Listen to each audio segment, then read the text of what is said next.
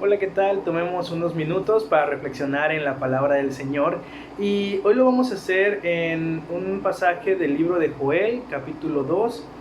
Y es interesante el libro de Joel porque el profeta está escribiendo en una época en la cual Jerusalén está cautiva, hay muchos problemas, hay hambre y vienen de problema tras problema. Algo muy interesante porque es muy similar a lo que hoy a nivel nacional y a nivel mundial está pasando, ¿no? Pero más allá de ver el miedo o inclusive de ver todas estas malas noticias y cosas que están sucediendo, el profeta no se enfoca tanto en ello, ¿no? Ni en el juicio del Señor por los pecados de Israel, sino que se enfoca más a la idea del Dios que restaura, que siempre está con ellos.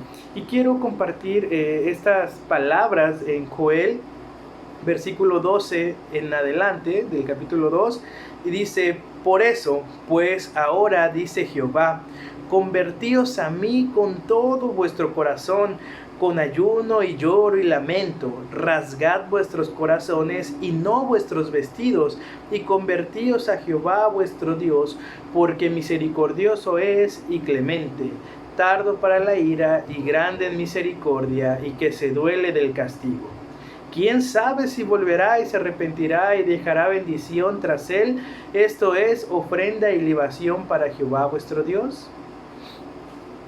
Estos pasajes, el versículo 13 específicamente es uno de los más famosos porque da mucho consuelo, que Jehová es misericordioso y clemente, dice tardo para la ira y grande en misericordia, y es que esa es la naturaleza de nuestro Dios. Es decir, por el pecado y a causa del pecado de la humanidad es que tenemos toda clase de infortunios, hermanos contra hermanos, nación contra nación, pueblos contra pueblos, enfermedades, gente maquilando hacer daño a los demás. Pero esto es lo que dice el profeta. Después, pese a todo ese mal que al final de cuentas está en el plan de Dios y que todo ese pecado y esa maldad la permite para darle una resignificación y que a los suyos les ayude para mejorar, pero más allá de todos estos planes de restauración está la misericordia de Dios, y la misericordia de Dios es que cuando el ser humano cayó desde nuestros primeros padres, la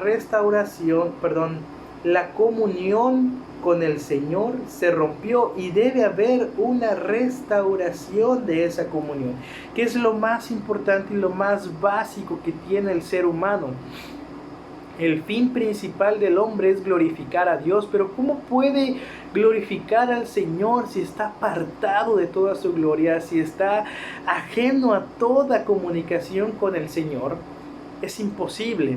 Y esto es lo que dice Joel: el hombre vuelve a tener sentido, su vida vuelve a tener significado, porque ese Dios que se mueve incluso y gobierna y moldea y está dándole un giro a toda esta vida de pecado que tiene el hombre, ese Dios está restaurando la comunión contigo. Y es lo que dice: vuélvete a tu Dios, regresa, vuelve tu corazón, no solo rasgues tus vestidos. Esa es una expresión que puede bien utilizarse, ¿no? Inclusive lo he escuchado en algunas charlas, ¿no? Que se utiliza como no solamente por fuera, sino que también cambia por dentro, pero esto tiene más que ver con ese sentido dualista, está haciendo alusión a que si ese dolor que causa las cosas que estás viviendo te debe llevar a moldear tu corazón también, a constreñir tu corazón, a que vuelva a sentir el alejamiento de Dios hacia tu vida. Hoy cuánta gente sufre a causa del COVID, cuántos están en pánico y en terror.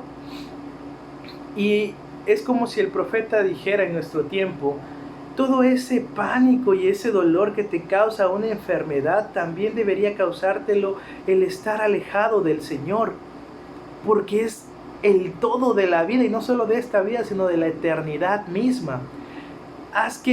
Piensa por un segundo y ponte a analizar qué tanto daño causa una simple enfermedad, un simple virus. Ahora imagínate el daño que es vivir sin el Señor.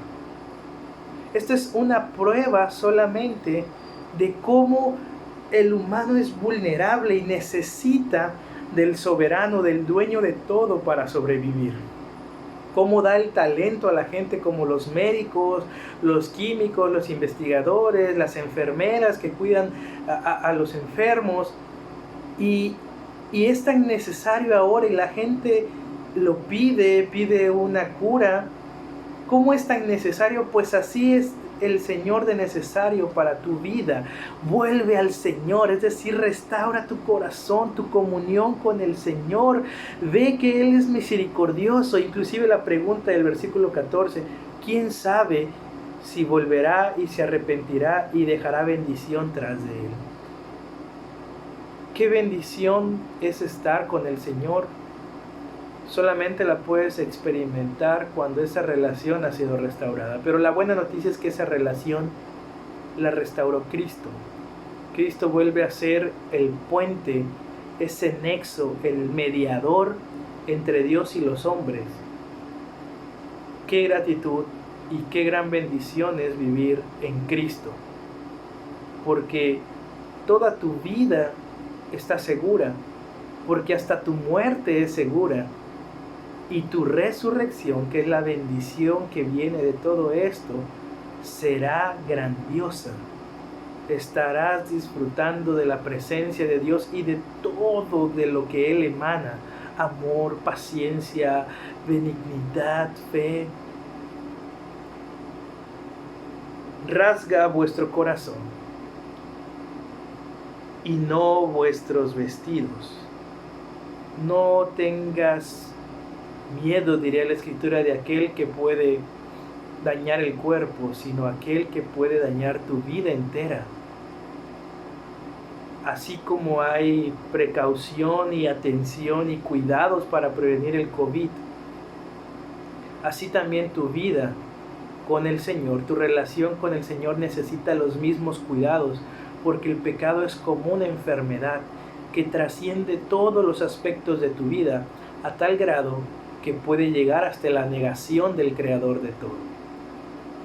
Tu vida importa, tu vida en el Señor tiene sentido y ahora más que nunca necesitas tomar medidas para que tu comunión con el Señor sea óptima.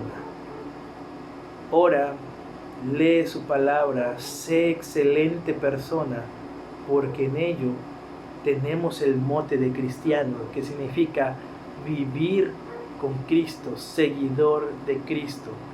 Y eso es lo que hace un hijo de Dios.